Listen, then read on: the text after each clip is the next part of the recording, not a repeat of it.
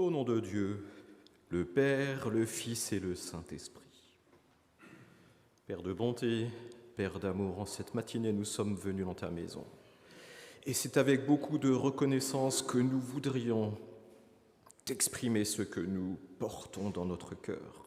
Te remercier de faire partie de tes enfants, te remercier d'avoir cette grâce particulière d'avoir été choisi par toi, d'avoir cette grâce particulière de pouvoir nous adresser à toi comme étant notre Père céleste. Merci pour cela. Merci Père pour tout ce que tu as fait pour nous. Merci pour toutes les grandes choses que tu as permis. Merci pour tout ce que nous avons pu vivre, tout ce que nous avons pu ressentir, tout ce que nous avons pu voir, mais merci aussi pour toutes ces autres choses que nous n'avons peut-être même pas perçues, dont nous ne nous sommes même pas rendus compte. Parfois, tu as nettoyé notre chemin devant nous, tu as enlevé des obstacles. Tu nous as permis d'éviter certaines choses, tu nous as permis d'éviter certaines épreuves. Dans d'autres circonstances, nous avons été soumis à l'épreuve et tu étais avec nous, quelle que soit la situation. Tu as souvent été le seul qui était encore avec nous, le seul qui nous écoutait encore, le seul qui pouvait encore faire quelque chose et parfois le seul qui acceptait encore d'entendre nos plaintes. Et merci pour cela, Père Céleste. En cette matinée, nous avons la grâce de nous rassembler dans ta maison, de pouvoir entourer ton autel pour recevoir ta parole, un petit peu plus tard pour recevoir le pardon des péchés, aussi et surtout pour fêter ensemble cette fête particulière qu'est la fête de la Sainte Seine. Et nous qui avons cette grâce, nous te remercions et nous voudrions penser tout particulièrement à ceux qui ont dû rester en arrière. Père, nos frères et sœurs malades, nos frères et sœurs âgés, nos frères et sœurs alités, tous ceux qui auraient tant souhaité venir dans ta maison, qui auraient tant souhaité ressentir cette communion particulière qu'est la communion fraternelle. Permets qu'en cette matinée, bien qu'ils ne soient pas présents avec nous, ils puissent ressentir quelque chose de particulier. Que leur cœur puisse s'animer, qu'ils ressentent la chaleur de ton esprit, qu'ils ressentent que la communauté ne les oublie pas, que la communauté les aime, et qu'ils puissent tout simplement, eux aussi en cette matinée, se réjouir.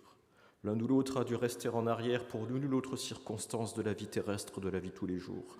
Père, l'un ou l'autre doit peut-être en cette matinée travailler. Permets que là aussi les tiens ressentent qu'ils ne sont pas oubliés, que nous pensons à eux et que nous les aimons. Et puis il y a ceux, Père, qui ont fait le choix en cette matinée de rester éloignés de toi.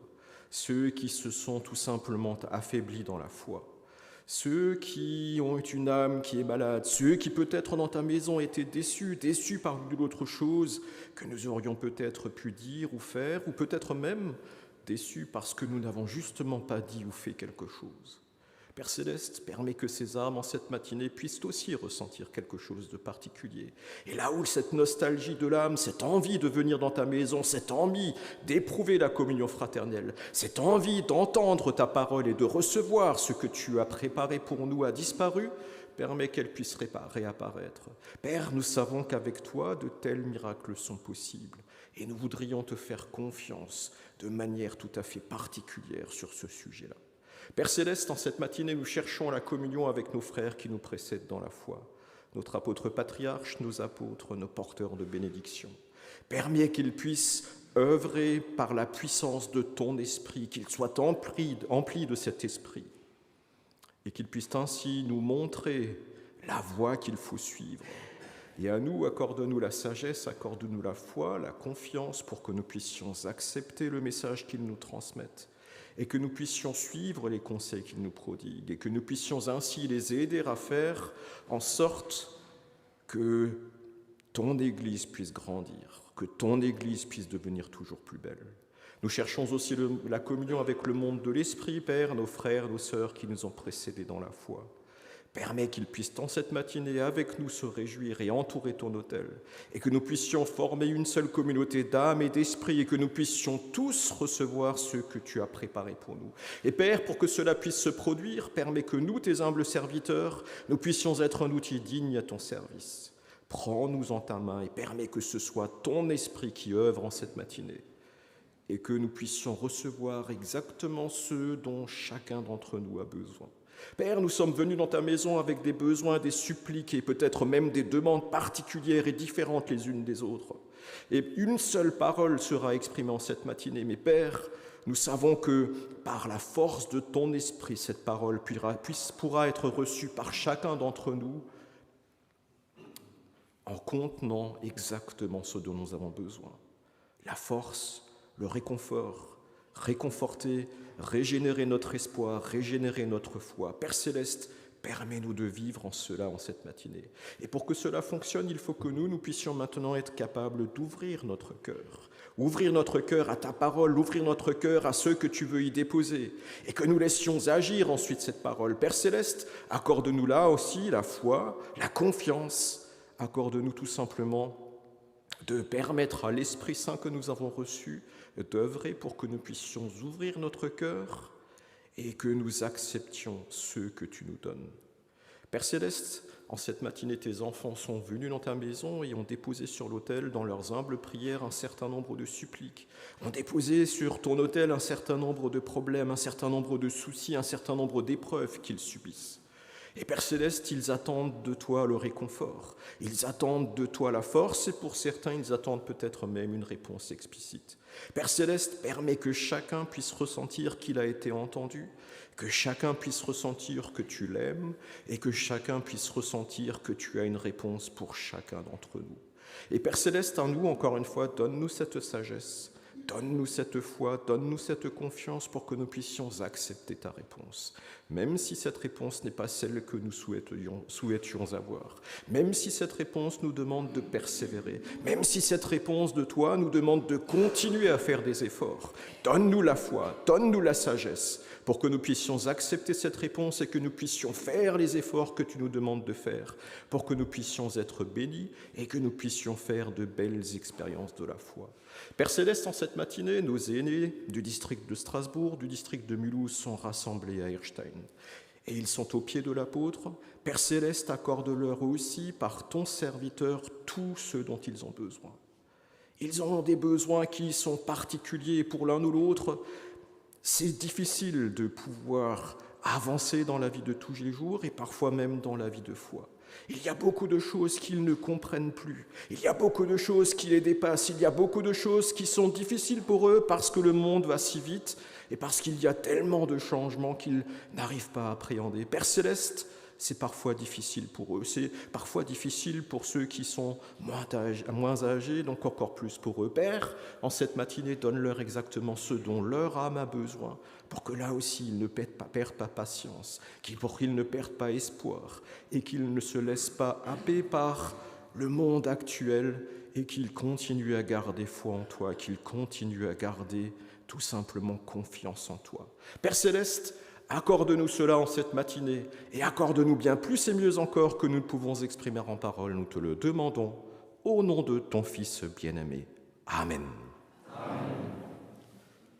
En cette matinée, nous avons une parole qui nous vient de l'Épître aux Hébreux, le 4e chapitre, les versets 14 et 15, où il est écrit « Ainsi, puisque nous avons un grand souverain sacrificateur qui a traversé les cieux, Jésus, le Fils de Dieu, demeurons fermes dans la foi que nous professons, car nous n'avons pas un souverain sacrificateur qui ne puisse compatir à nos faiblesses. Au contraire, il a été tenté comme nous en toutes choses, sans commettre de péché. » Jusqu'ici.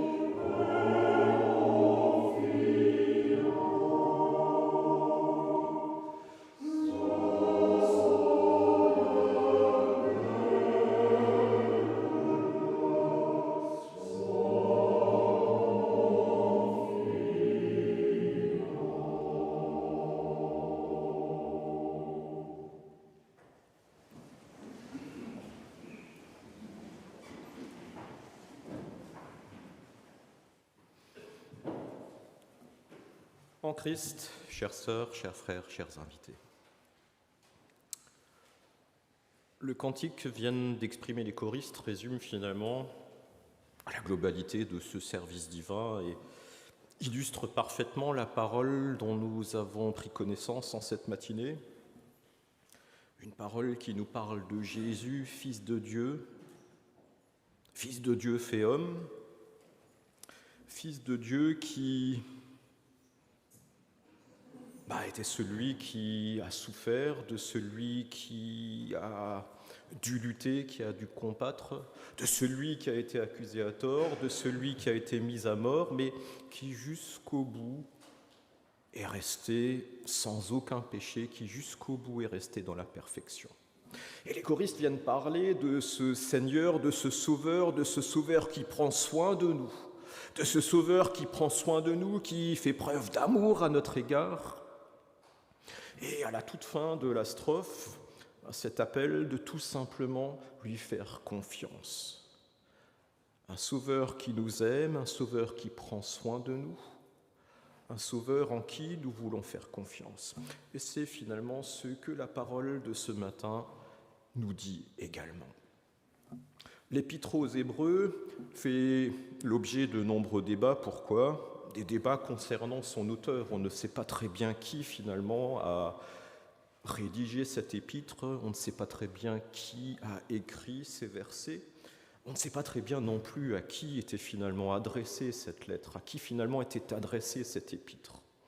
Mais finalement, il y a eu beaucoup de discussions et les hommes ne sont pas tombés d'accord quant à la pérennité de l'auteur, ne sont pas non plus tombés d'accord sur à qui précisément, quelle communauté, est-ce que c'était vraiment les Hébreux à qui c'était adressé. Mais finalement, j'ai envie de dire, on s'en fiche un petit peu, ce qui est important, c'est le contenu de cette épître. Et le contenu de cette épître, mon frère et ma sœur, est tout à fait particulier parce que cette épître est une épître qui est là pour, tout simplement, comme les choristes l'ont exprimé, rappeler qu'il s'agit de faire confiance à Dieu, qu'il s'agit de faire confiance à Jésus, qu'il s'agit de croire en son évangile, qu'il s'agit d'avoir foi en le fait que Jésus est venu sur terre ici-bas, Jésus, Dieu fait homme, est venu ici-bas sur terre avec une mission particulière, cette mission de mourir à la croix, cette mission ensuite de ressusciter, tout simplement pour dominer le mal, pour dominer le péché et mettre fin tout simplement à cette distance qui s'est installée entre Dieu et l'homme. Jésus est au centre de cette épître, Jésus est cité en exemple, Jésus est tout simplement décrit comme celui qui est le médiateur entre Dieu et l'homme, parce que l'homme est tombé dans le péché, parce que l'homme est tombé dans le péché, il s'est séparé de Dieu, il s'est éloigné de Dieu. Et Jésus est venu ici-bas sur terre, donc Jésus, homme, mais Dieu avant tout est venu ici-bas sur terre avec cette mission particulière de réconcilier l'homme avec Dieu, de faire en sorte que cette séparation puisse s'atténuer, de faire en sorte que l'homme puisse à nouveau s'approcher de Dieu, de faire en sorte que l'homme puisse tout simplement être lavé de ses erreurs, que l'homme puisse tout simplement être lavé de ses péchés. Voilà le message global de l'Épître aux Hébreux. Et ce message s'adresse, peu importe finalement si c'est directement aux Hébreux ou si c'est à d'autres communautés, s'adresse tout simplement à des communautés de l'époque judéo-chrétienne qui avaient des soucis et parmi lesquels la foi connaissait tout simplement un certain nombre de tremblements, des communautés où la foi avait peut-être faibli, où le doute s'était installé. Quels étaient ces doutes et pourquoi cette foi avait-elle faibli et en quoi avait-elle faibli, mon frère et ma sœur ? En premier lieu, et nous le comprenons, parce que Jésus, lorsqu'il est reparti auprès de son Père, il a donné une promesse. Cette promesse était de revenir pour prendre les siens à lui. Et déjà parmi les premiers chrétiens, il y avait de temps en temps ce doute qui s'immisçait dans la foi de l'un ou l'autre, qui était écorné, et les uns et les autres tout simplement s'impatientaient. Et se poser la question de savoir, mais est-ce que finalement cette promesse va réellement s'accomplir ? Et est-ce que cette promesse est une promesse en laquelle il faut avoir foi ? Parce qu'ils se rendaient compte que oui, cette promesse avait été donnée, mais qu'elle ne s'était toujours pas accomplie. Et la foi de l'un ou l'autre dans ces communautés était en train de chanceler, était en train de faiblir. Cette foi en Jésus, de celui qui était mort, qui était ressuscité, qui avait donné cette promesse, était en train de faiblir, était en train de chanceler. La foi d'autres était en train de chanceler, était en train de faiblir parce qu'ils se sont rendus compte que sur leur chemin, et la foi qu'ils avaient en Jésus, la foi qu'ils avaient en l'Évangile, la foi qu'ils avaient en ce sacrificateur, finalement ne leur octroyait aucun avantage, aucun bénéfice dans la vie de tous les jours. Aucun avantage, aucun bénéfice dans la vie terrestre, parce qu'ils étaient finalement soucis aux mêmes contraintes que les autres. Ils devaient aussi souffrir, ils devaient aussi lutter, ils devaient aussi combattre pour tout simplement subsister au quotidien. Et pour certains, ils se sont même rendus compte que leur situation était encore plus difficile parce qu'on se moquait d'eux, parce qu'on les mettait de côté, parce que justement ils croyaient en l'évangile de Christ, parce que justement ils essayaient de professer leur foi. Et pour certains, ils ont même été persécutés.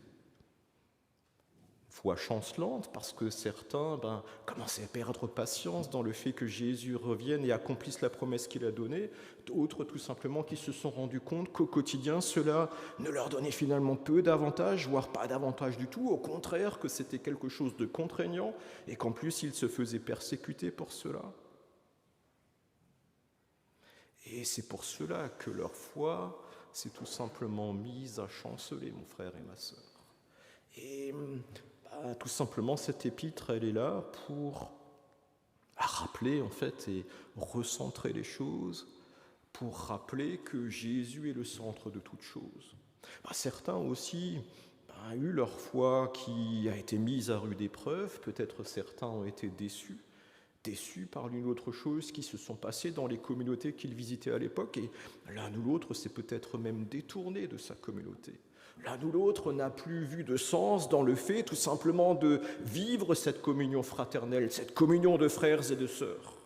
Et finalement, a cessé de participer à la vie de la communauté. Pour l'un ou l'autre, le conseil qu'a donné Jésus, à savoir aime ton prochain pour toi-même, et donc qui sous-entend que nous nous investissons pour notre prochain, que nous l'aidons, que nous avons compassion pour notre prochain, là aussi, ce message est finalement devenu un message qui n'avait plus de sens parce qu'ils ont perdu patience, peut-être parce que l'un ou l'autre a été déçu par le retour qu'il a pu avoir, peut-être que l'un ou l'autre s'est investi et il n'a pas eu le retour qu'il attendait.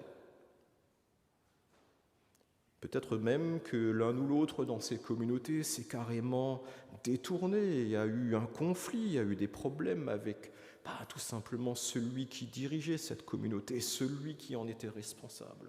Et mon frère et ma sœur, l'auteur de cette épître, il souhaitait tout simplement que la foi de tout cela, pour ces raisons-là, puisse être à nouveau fortifiée, leur rappeler que Jésus est ce médiateur, qu'il y a une promesse qui a été donnée et que cette promesse sera réalisée, qu'elle va s'accomplir. Les conseils et ce qui est écrit dans l'Épître aux Hébreux, pour les premières communautés judéo-chrétiennes, mon frère et ma sœur, est valable pour nous aussi. Et j'imagine que nous pouvons tous nous reconnaître dans ceux qui viennent d'être indiqués, de ceux dont la foi affaiblit, peut-être parce qu'ils attendent avec impatience le retour de Jésus et que justement ils commencent à perdre patience, parce que l'un ou l'autre peut-être est en train de se détourner, peut-être que l'un ou l'autre a perdu tout simplement la foi dans la communion fraternelle, peut-être que l'un ou l'autre se sent isolé, peut-être que l'un ou l'autre se sent abandonné, peut-être que l'un ou l'autre a été déçu, voire même énervé, agacé, blessé par quelque chose qui s'est passé au sein de cette communauté.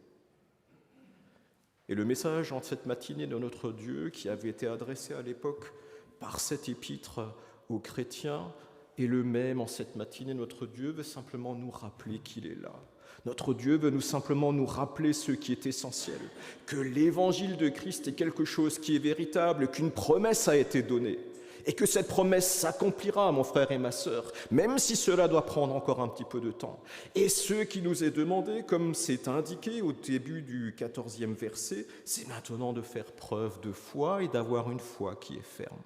Mon frère et ma sœur, la foi, c'est quelque chose qui est difficile à expliquer. La foi, c'est quelque chose qui nous permet d'espérer en quelque chose qui n'est pas palpable, qui n'est pas visible. C'est vrai que le retour de Jésus, c'est quelque chose qui, sur le fond, humainement parlant, d'un point de vue terrestre, parce que nous avons besoin d'avoir des indicateurs, nous avons parfois besoin de toucher les choses, de voir les choses de manière très claire. Le retour de Jésus, c'est quelque chose qui est difficile à appréhender avec notre intelligence humaine. Et maintenant, notre Dieu, en cette matinée, nous redit: ne perds pas patience, n'abandonne pas, persévère, garde confiance. J'ai donné une promesse et cette promesse s'accomplira. Et pour cela, fais tout simplement preuve de foi, cette foi qui nous permet tout simplement d'espérer en quelque chose qui n'est pas visible, d'espérer en quelque chose qui n'est pas palpable. Et laissons agir l'Esprit Saint que nous avons reçu, mon frère et ma sœur, l'Esprit Saint qui est l'Esprit de Dieu, qui nous permet de voir les choses d'une manière différente, avec une dimension différente, parce qu'inspiré par Dieu. Et si nous œuvrons et si nous agissons de cette manière-là, alors, mon frère et ma sœur, cette impatience que nous avons peut-être pourra être bénéfique ou pourra être transformée, Et ce temps de patience que notre Dieu nous demande encore, nous voulons alors le considérer tout simplement comme un temps de grâce qu'il nous accorde. Un temps de grâce qui nous permettra tout simplement de travailler à notre âme, de faire en sorte que cette âme qui est encore remplie de perfection, nous puissions tout simplement l'approcher de l'image qu'il faut qu'elle ait ou que notre Dieu a fixée pour elle, et que nous puissions tout simplement y travailler pour qu'un jour nous puissions être dignes d'entrer dans la salle des noces, que nous puissions un jour faire partie de ceux qui pourront vivre cette grâce particulière et entrer dans la splendeur du royaume de Dieu et vivre éternellement avec lui, dans cette communion parfaite, dans cette communion éternelle. Et puis il est question aussi, dans la parole de ce jour, de Jésus qui a été tenté et qui jusqu'au bout est resté sans commettre de péché. Mon frère, ma sœur, nous nous reconnaissons aussi dans ces chrétiens qui parfois, encore une fois, ont perdu patience, de ces chrétiens qui parfois ont du mal à continuer à croire, qui parfois ont du mal à venir dans la maison de Dieu, qui parfois ont du mal à s'immiscer ou en tous les cas de profiter de cette communion fraternelle, de ces chrétiens qui ont parfois tout simplement du mal à se laisser guider sur le chemin, de ces chrétiens qui tout simplement à un moment donné, ils n'y arrivent plus parce qu'ils ont du mal à croire, parce qu'ils ont du mal à garder espoir, parce qu'ils se sont fatigués. Et le conseil qui est donné là, c'est tout simplement de nous rappeler de Jésus, de nous rappeler de son combat, de nous rappeler comment lui, il a agi lorsqu'il était dans l'épreuve. Nous nous reconnaissons aussi dans ceux qui subissent des épreuves au quotidien, ceux qui, d'un point de vue terrestre, ont parfois des difficultés à avancer. Nous rendons compte que c'est pas parce que nous sommes fidèles, c'est pas parce que nous croyons en Jésus, parce que nous professons Jésus, ce n'est pas parce que nous sommes tout simplement des serviteurs qui essayons aussi dignement que possible de rendre service à notre Dieu et à Jésus, que nous sommes épargnés par les épreuves. Et la parole nous incite tout simplement à suivre l'exemple de Jésus. Jésus, il a aussi souffert. Jésus a été accusé à tort. Il s'est retrouvé à la croix alors que finalement il n'avait rien fait. Il s'est retrouvé à la croix avec des voleurs qui, eux, avaient fait quelque chose qui était répréhensible. Il s'est retrouvé isolé. Il a été finalement d'une certaine manière abandonné par les siens. Peu avant d'aller vers la croix, d'aller vers son sacrifice, il a éprouvé ce besoin tout à fait particulier de prier avec ses disciples. Et qu'est-ce qu'il s'est passé ? Les disciples s'étaient endormis parce qu'ils étaient fatigués. Il les a réveillés, ils se sont rendormis encore une fois. Et Jésus s'est retrouvé seul. Jésus s'est retrouvé isolé. Jésus, dans cet épisode-là, a ressenti beaucoup de peine et on peut se mettre à sa place. On ne peut finalement pas reprocher grand-chose aux disciples. Ils s'étaient juste endormis. Et finalement, leur fatigue était légitime, vu tout ce qu'ils avaient fait, tout ce qu'ils avaient accompli, tout ce qu'ils avaient aussi vécu. Mais dans cet instant particulier, Jésus aurait eu besoin d'eux. Il voulait prier avec eux. parce qu'il avait besoin de force, parce qu'il savait l'épreuve qui l'attendait. Il savait qu'il allait souffrir, il savait que ce serait difficile pour lui. Et il s'est retrouvé seul. Mon frère et ma sœur, qu'a-t-il fait à ce moment-là? Il a quand même prié. Et il n'était pas seul, paradoxalement, parce qu'il y avait quelqu'un d'autre avec lui. Il y avait Dieu, son Père, qui était dans les cieux. Et mon frère, ma sœur, c'est quelque chose que nous voulons retenir. Nous pouvons aussi vivre parfois des situations où nous avons la sensation d'être isolés, où nous avons la sensation d'être seuls, où nous avons la sensation que plus personne ne comprend ce que nous avons à dire. Parfois, nous avons même la sensation que l'un ou l'autre se détourne. Et parfois, c'est peut-être tout simplement parce que lui aussi, il est affligé, parce que lui aussi, il est à bout de souffle, parce que lui aussi, il manque de force. Un peu comme les disciples qui se sont assoupis, ils étaient juste fatigués. Et nous avons la sensation d'être seuls, définitivement seuls. Et mon frère et ma sœur, il faut alors que nous prenions exemple sur Jésus. Il était seul, mais finalement pas tant que ça, parce qu'il y avait Dieu avec lui, et qu'il a lutté avec Dieu, qu'il a imploré Dieu, qu'il a demandé à Dieu toute la force qu'il lui faudrait pour qu'il puisse avancer. Et mon frère et ma sœur, nous voulons aussi, nous, suivre ce conseil-là, lorsque parfois nous sommes dans des situations qui sont difficiles, lorsque nous sommes dans l'épreuve, et que parfois nous avons la sensation que suivre l'évangile de Christ, finalement, c'est contre-productif, ça nous apporte encore plus d'ennui. Non, nous voulons nous adresser à Jésus, nous adresser à notre Dieu. Nous ne sommes pas seuls, ils sont avec nous. Ils nous aiment et ils veulent tout simplement nous donner tout ce qu'il nous faut pour que nous puissions avancer. Jésus s'est adressé à Dieu parce qu'il avait besoin d'aide, parce qu'il avait besoin de force, parce qu'il avait besoin d'être secouru. Dieu a répondu à son attente, non pas en lui épargnant l'épreuve qui était la sienne, parce que oui, Dieu Tout-Puissant aurait pu faire en sorte que finalement Jésus n'ait pas besoin d'aller à la croix, que Jésus n'ait pas besoin de mourir. Et Dieu ne lui a pas aidé de cette manière-là, il n'a pas ôté l'épreuve, il ne l'a pas en tant que tel, physiquement parlant et terrestrement parlé, rendu plus simple. Mais il a donné à son Fils toute la force qu'il lui fallait pour qu'il soit capable d'endurer cette épreuve, pour qu'il puisse être capable d'aller au bout de cette épreuve, pour qu'il puisse être capable de sortir vainqueur de cette épreuve. Et mon frère et ma sœur, quelle belle victoire! Jésus est mort, il est ressuscité, il a vaincu le péché.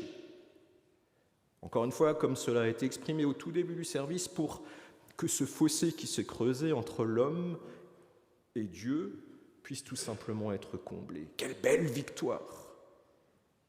Et nous voulons, nous aussi, dans nos épreuves, lorsque parfois nous demandons quelque chose de tout à fait précis à notre Dieu, et que notre Dieu n'y répond pas, et que parfois nous sommes déçus de cela, que parfois cela immisce encore plus le doute dans notre cœur, nous rappeler que notre Dieu veut nous sauver, que notre Dieu nous aime, et que notre Dieu nous donne ce qu'il faut.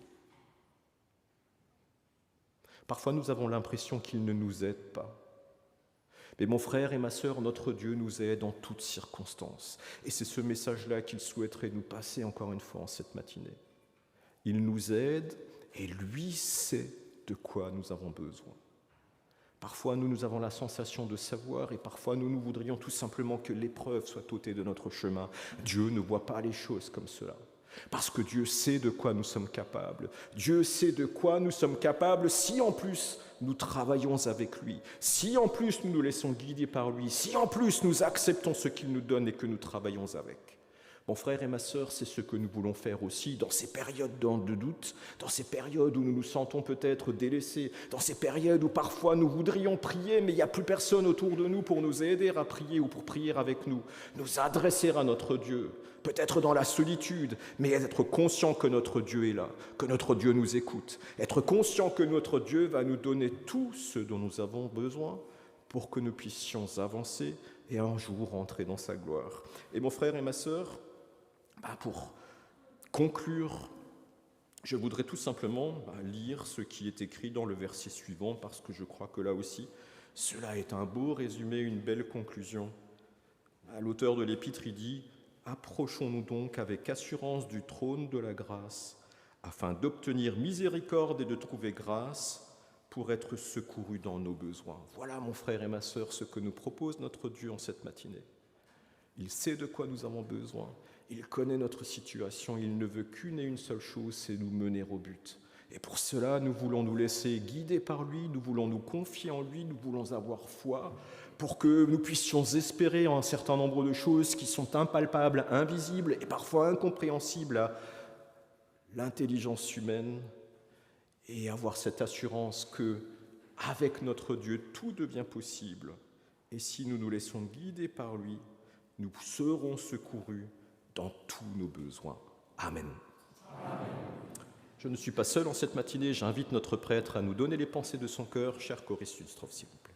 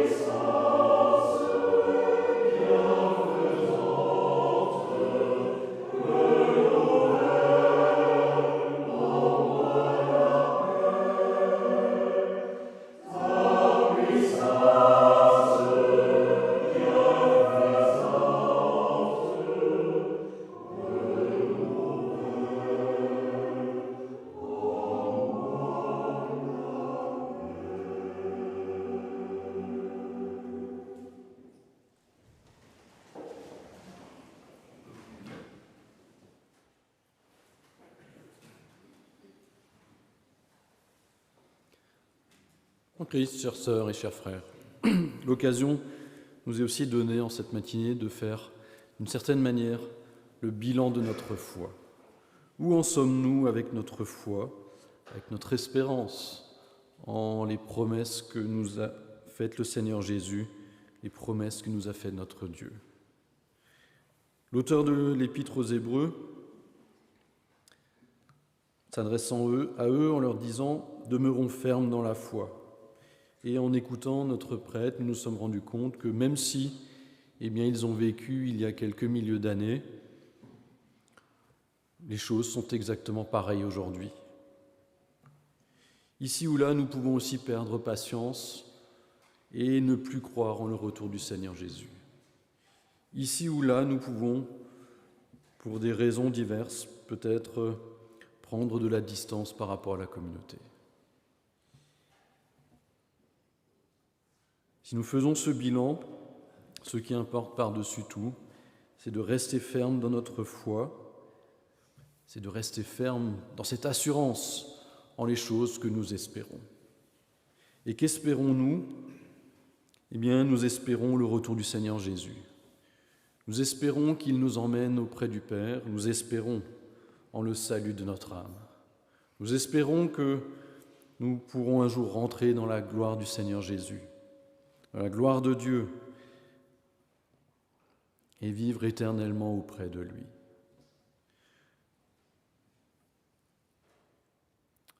Cette espérance, cette foi, peut être mise à rude épreuve lorsque nous avons l'impression d'être déçus par notre Dieu. lorsque nous avons l'impression que dans ce que nous observons dans notre vie, Dieu n'est pas au rendez-vous. Peut-être même ici ou là, il y a de la colère contre l'Éternel.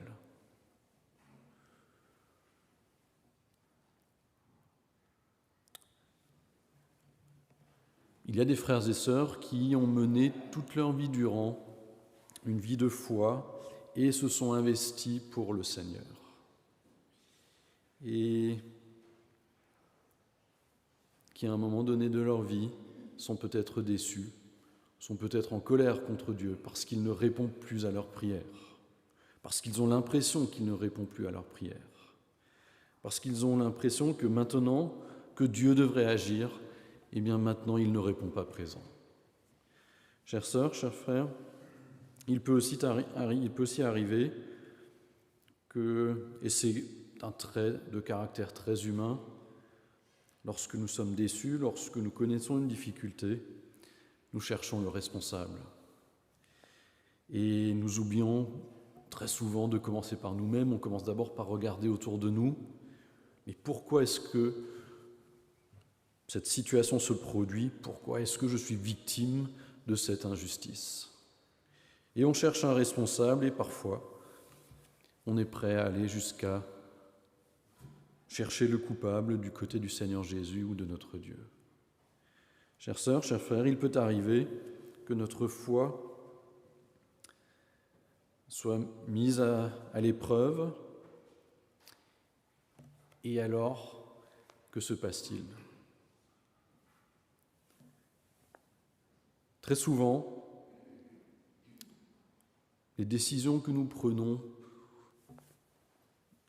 correspondent exactement à l'inverse de ce qu'il faudrait faire pour que cette foi redevienne ferme. Nous ne croyons plus en les promesses du Seigneur Jésus, nous prenons peut-être de la distance avec la communauté, alors que c'est justement le Seigneur Jésus qui peut nous sauver, alors que c'est justement au sein de la communauté que nous pouvons trouver du réconfort, que nous pouvons trouver de l'aide, que nous pouvons trouver ce qui est nécessaire pour que notre foi soit à nouveau fortifiée. Chères sœurs, chers frères, l'auteur le dit ici, nous avons un grand souverain sacrificateur. Il fait référence au souverain sacrificateur et aux sacrificateurs qui existaient dans l'Ancienne Alliance et qui avaient pour mission d'apporter des sacrifices à Dieu pour expier les péchés des hommes. Parmi ces sacrificateurs, il y avait le souverain sacrificateur, il était tiré au sort et il était chargé de rentrer dans le lieu très saint du tabernacle pour déverser le sang des sacrifices sur l'arche de l'Alliance. Et l'auteur parle ici du grand souverain sacrificateur, autrement dit de celui qui est par-dessus tous ces souverains sacrificateurs qui ont pu exister et qui est le mieux placé pour se charger de nos fautes et pour nous permettre de rester en relation avec notre Dieu. La mission des sacrificateurs était d'apporter un sacrifice. C'était des hommes et c'est aussi pour cela qu'il est question ici du grand souverain sacrificateur. Jésus était homme et il a apporté le plus grand sacrifice. Il a apporté le sacrifice de sa vie pour pouvoir se charger des fautes de tous les hommes et de pouvoir restaurer cette relation avec Dieu et de leur permettre d'avoir cette foi en le salut. Personne ne peut dire « le Seigneur Jésus ne peut pas me comprendre ». Il ne peut pas comprendre ma situation, il n'a pas vécu ce que j'ai vécu. C'est vrai, il a vécu il y a plus de 2000 ans, mais il peut parfaitement connaître et comprendre nos sentiments. Il peut parfaitement connaître et comprendre nos douleurs. Il peut parfaitement comprendre notre vie. Et lorsque nous avons peut-être une faiblesse dans notre foi, tournons-nous vers le Seigneur Jésus. Non seulement il peut nous comprendre, mais il peut aussi nous faire du bien. Il peut nous donner ce dont notre foi a besoin. Peut-être pas toujours directement, peut-être à travers un frère ou une sœur, au sein de la communauté, peut-être à travers le service divin, à travers la parole que nous entendons au cours du service divin. Il trouvera toujours ce dont nous avons besoin, si nous le demandons sincèrement, pour que notre foi soit fortifiée, pour qu'elle perdure et pour que, un jour, nous puissions passer de la foi à la contemplation. Amen.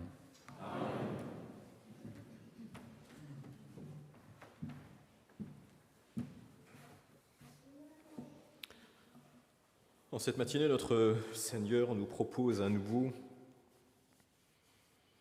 de voir nos péchés pardonnés et nous propose, comme à chaque service divin, de pouvoir fêter ensemble cette fête particulière qu'est la fête de la Sainte Seine. Votre prêtre a parlé de cette attitude que nous pouvons avoir parfois de rechercher un coupable, de chercher finalement qui est à l'origine de l'erreur, qui est à l'origine du problème, qui a fait quoi. On peut observer parfois dans des conflits auprès des enfants que ce qui se passe souvent lorsque, à un moment donné, les parents demandent les explications, ou lorsqu'un adulte responsable demande des explications, l'un se rejette la faute sur l'autre en expliquant « c'est pas moi qui ai commencé, c'est lui qui a commencé ». Les grands enfants que nous sommes, nous continuons de faire cela. Il y a parfois des circonstances où on nous demande de nous justifier, il y a parfois des situations où il faut donner des explications, et évidemment l'explication préférée, c'est pas moi qui ai commencé. Finalement, moi j'ai juste contre-réagi. Ce n'est pas moi qui ai déclenché ce conflit, ce n'est pas moi qui suis à l'origine de ce problème. Mon frère et ma sœur, en cette matinée, notre Dieu nous invite à venir devant lui avec un cœur sincère, avec un cœur repentant. Et j'ai envie de le dire, et permettez-moi l'expression, désolé, il se fiche de savoir qui a commencé. Ça ne l'intéresse pas. Il veut juste nous pardonner.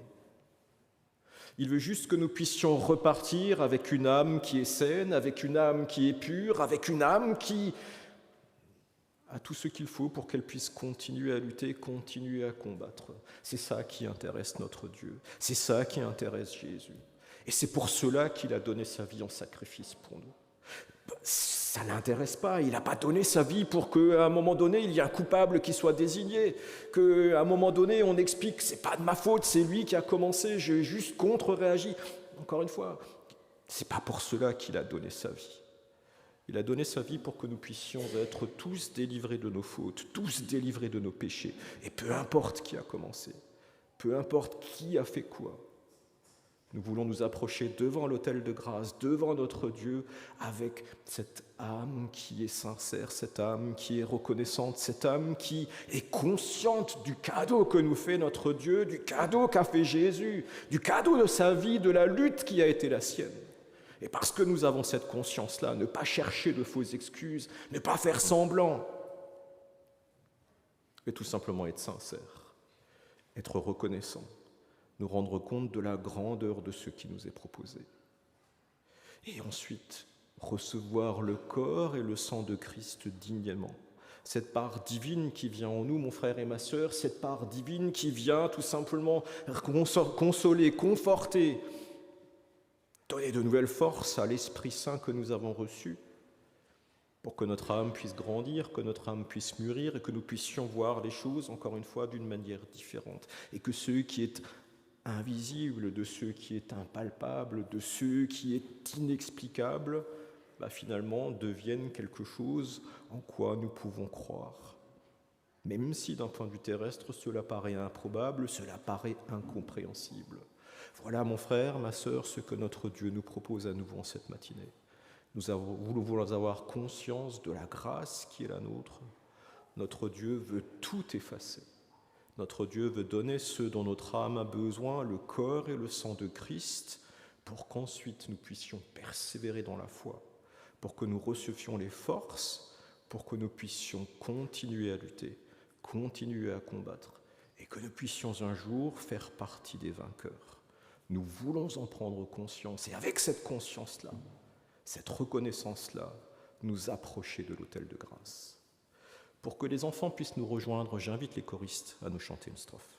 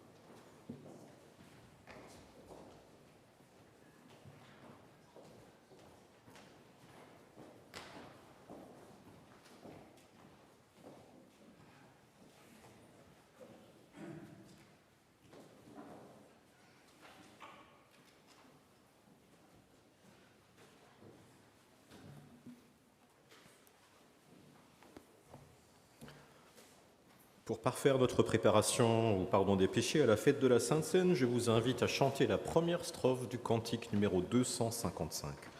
255, première strophe.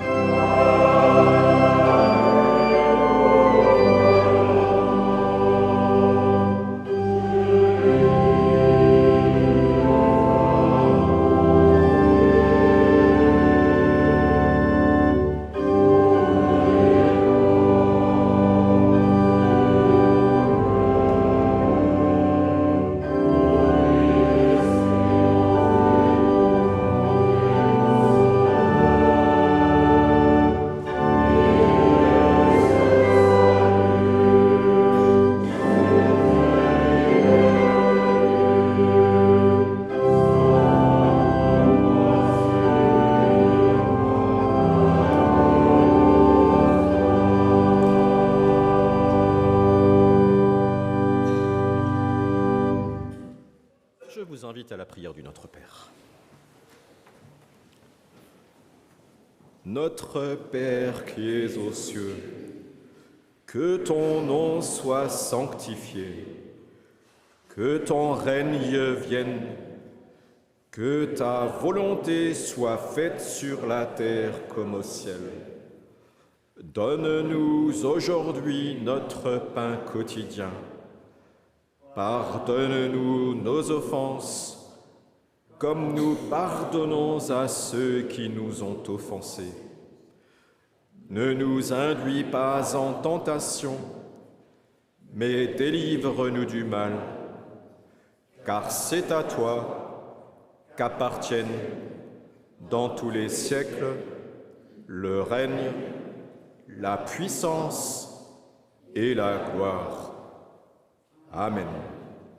Selon la mission que j'ai reçue de l'apôtre mon mandant, je vous annonce la bonne nouvelle.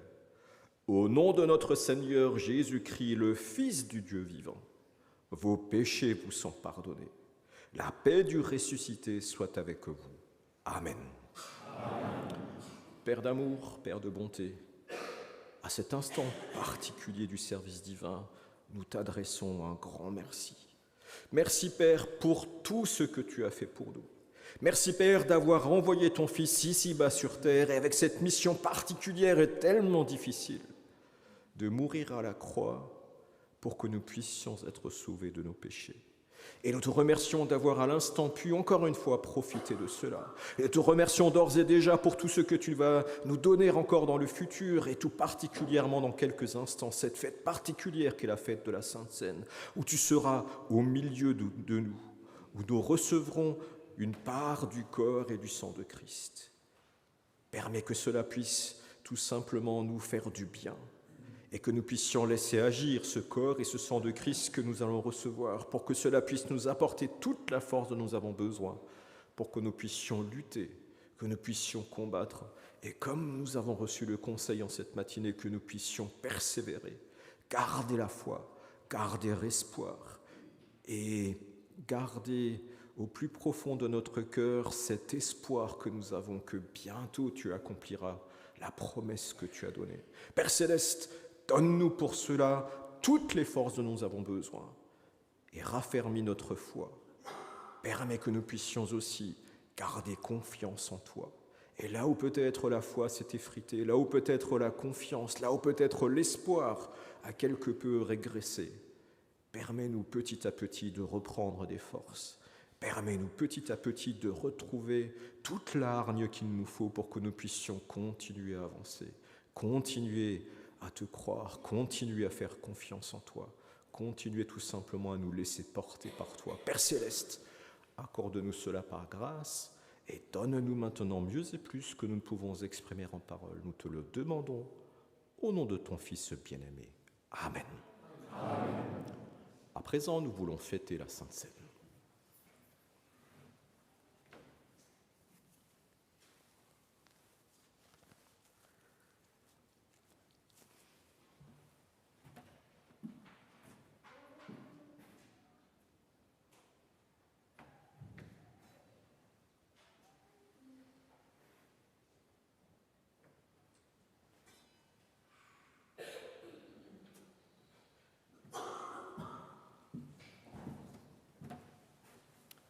La table du Seigneur est prête.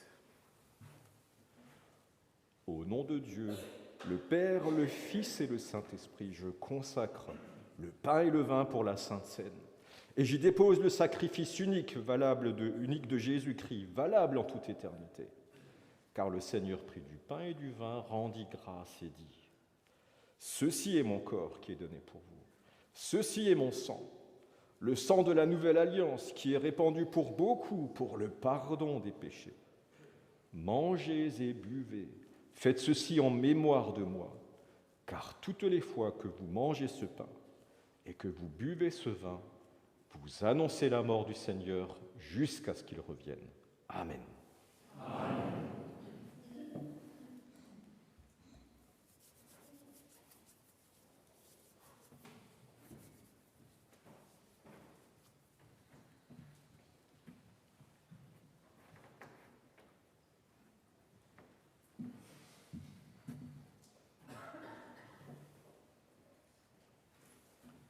Le corps et le sang de Jésus donnés pour toi. Amen.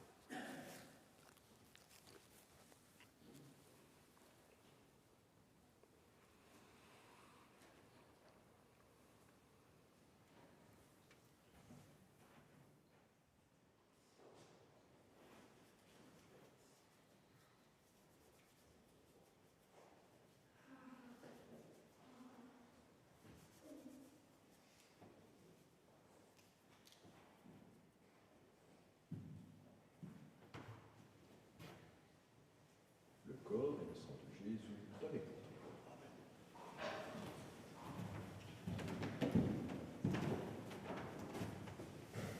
Le corps et le sang de Jésus donnés pour toi.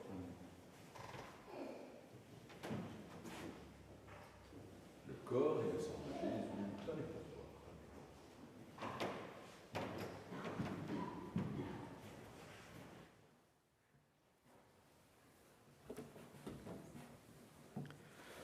À présent, nous sommes tous invités à participer à la fête de la Sainte Seine et pendant la fête de la Sainte Seine, nous chanterons ensemble du cantique numéro 23. Cantique numéro 23. Amen.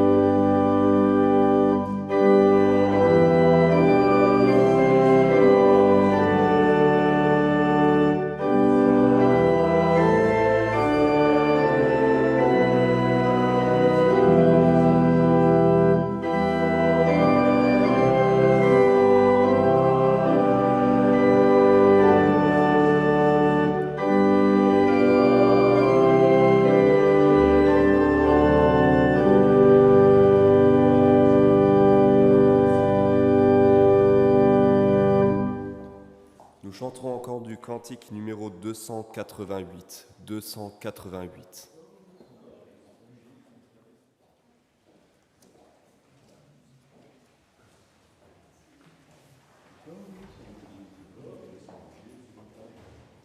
Amen.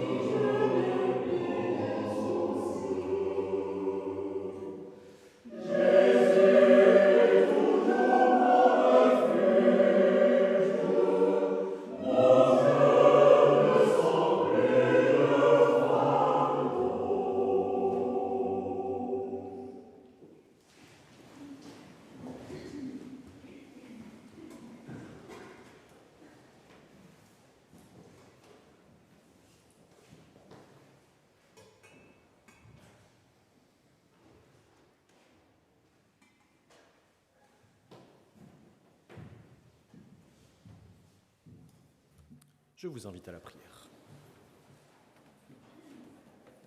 Père de bonté, Père d'amour, à la fin de ce service divin, encore une fois, nous voulons t'exprimer toute notre reconnaissance, te remercier pour tout ce que tu as fait jusqu'à cet instant pour nous. Merci pour ce service divin, merci pour les conseils que tu nous as prodigués, merci pour ta force, merci pour le pardon des péchés, merci aussi pour la fête de la Sainte-Seine.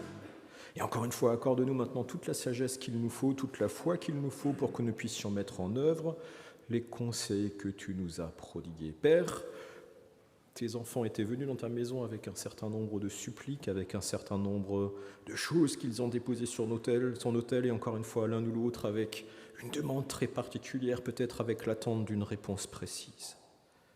Et peut-être que l'un ou l'autre a eu une réponse, mais ce n'est pas celle qu'il souhaitait.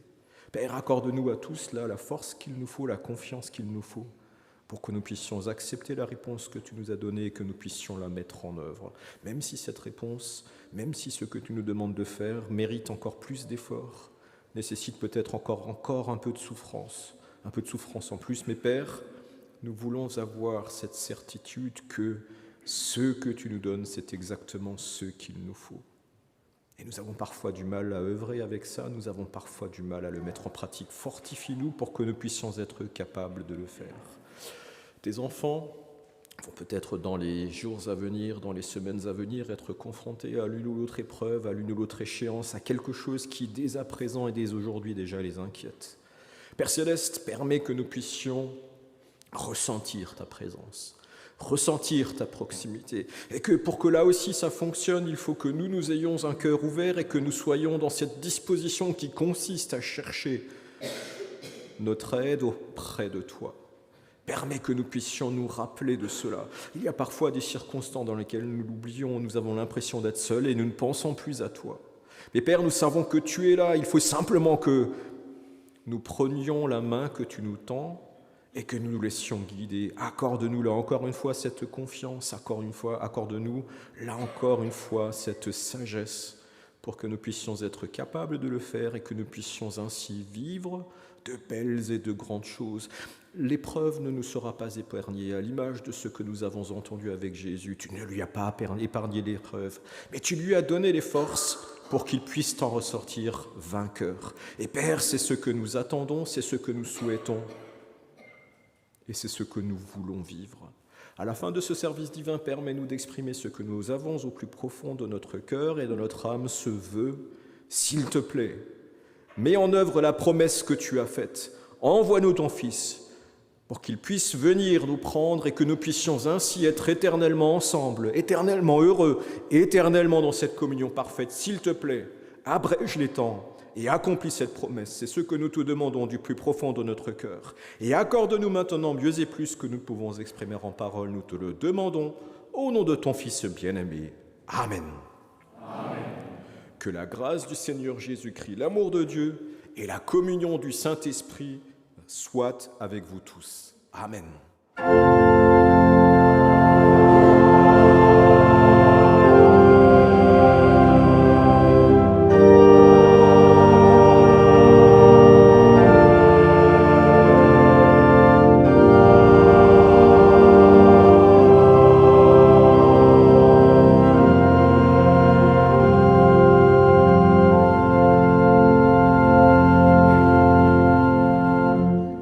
Chantez-nous une strophe, s'il vous plaît.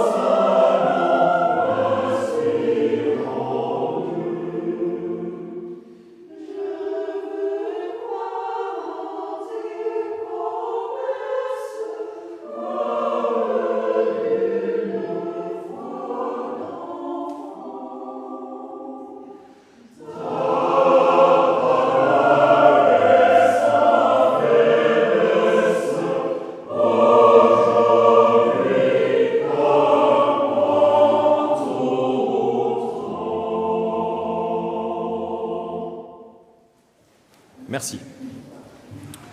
Il me reste très rapidement une courte circulaire de notre apôtre à vous lire. Chers frères, chères sœurs, le dimanche 26 février, j'ai porté à votre connaissance que nous sommes en phase de recrutement d'un ou une attachée de direction et que l'annonce précisant la description du poste et du profil du ou de la candidate se trouve sur le tableau d'affichage de nos communautés. Aujourd'hui, je vous informe que les intéressés peuvent encore postuler jusqu'au 20 mars 2023, date limite de dépôt des candidatures. Recevez, chers frères, chères sœurs, mes cordiales salutations. J'en profite pour remercier tout le monde ici présent dans la salle pour vos prières, pour votre soutien, mais aussi parce que je l'ai appris avant le début du service divin, tous ceux qui ont suivi ce service divin via YouTube. Ce n'était pas prévu que ce soit à partir de Strasbourg aujourd'hui. Ça a un tout petit peu rajouté à mon stress, mais j'ai survécu et c'est l'essentiel. Voilà, à tous, un grand merci pour votre soutien, un bon retour.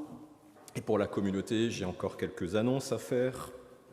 Mercredi à 20h, service divin dans toutes les communautés.